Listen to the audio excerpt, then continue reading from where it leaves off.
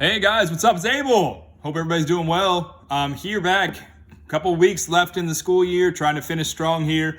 Got a little bit of weather to discuss today. So we've been talking about weather. We've been talking about some of the factors. We talked about wind, speed and direction is really important. We talked about pressure.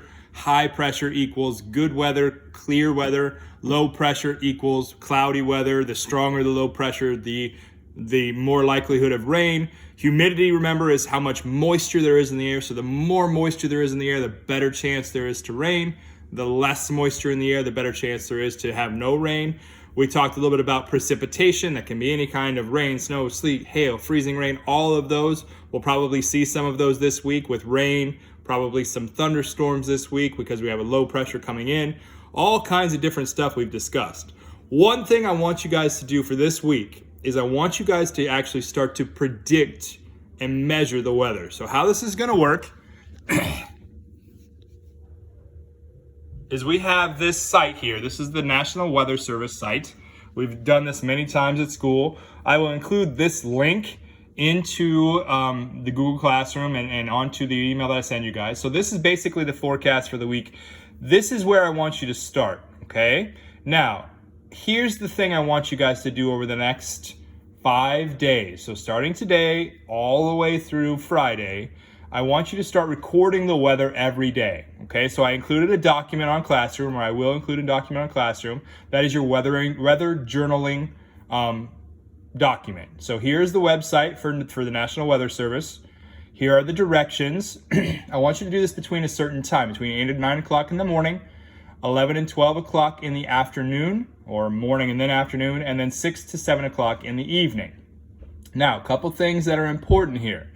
It's okay if you miss these time frames, because when you go to the National Weather Service, they have the 3-day history. So I'm going to zoom in here so you can see it right here on the right side, 3-day history.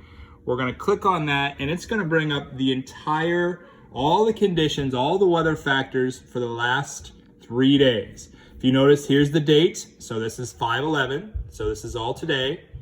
There's the times. Notice that these are all in the morning. They're taken basically every 15 or 20 minutes, all the way through the entire day. So again, here's all through May 11th. Here's May 10th, which was yesterday, and then May 9th, and so on and so forth. Okay, so what we're going to look for today is we're going to do the 8 to 9 o'clock. So you can do any of these three right here. Would be from 8:55, 8:35, or 8:15. Notice here's the time. They will be in military time. So after you get past 12, it'll go 13, 14, 15. That'd be 1, 2, 3. I'll zoom in a little bit so you can kind of see. There's the time. Here's the wind. Notice there is a direction and a speed here. The G just means gusts. You can just focus on just the speed itself, which would be like north at 7. This would be the visibility. We don't have to worry about that. That's just how far we can see. This would be the weather, so a few clouds or fair. The sky conditions would be clear. That's what CLR is. This would be like a few clouds. This would be the percentage, broken clouds, and so on. You can go ahead and search for these in the glossary, which is easy to do. Here are the air temperature. And then this is the dew point. This is a measure of how much percentage, or a measure of how much water there is in the air. Here's the relative humidity percent. So if you go back to the document, you can see I have the date and the time. This is from yesterday, last evening. This is the temperature, the humidity and percentage, air pressure.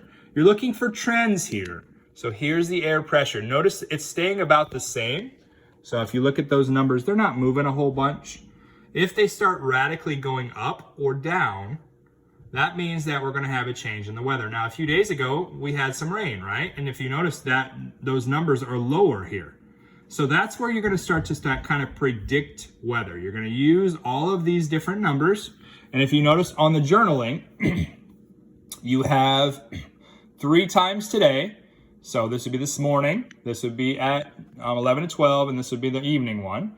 And then at the end of those 3, you're starting to look for trends and you're starting to make predictions. So if wind speed, let's say it's going from north, and this afternoon it changes and comes around from the south, a prediction would be that the temperatures are going to warm, right? That makes total sense. If it stays from the north and it becomes increasingly stronger, that probably means it's going to stay cool, right? If we have this air pressure, if it's trending downward, probably going to rain or have more clouds. If it's trending upward, probably going to have clear skies and no clouds, right? If it's staying the same, the weather's not going to change very much. Okay, so this is pretty simple. Again, humidity, if it's super dry, like it was last evening, that gives you a big indication that it's not going to rain. If this number gets closer to 100%, that means that the air is becoming more and more moist, and that means that there's going to be more and more of a chance for rain, right?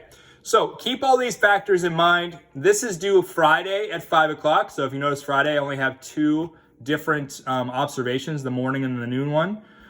Continue to do this all week long. Continue to watch the weather. Continue to pay attention. It's going to be a great week for weather. Supposed to be a good chance for storms on Wednesday evening. Severe thunderstorms, again, probably because there's that low pressure coming in. So if you watch the trends over the next few days, you're going to see that pressure, that altimeter drop, that number. Okay? So keep all that in mind. If you have questions, please let me know. Otherwise, we'll see you soon. Talk to you later, guys. Bye.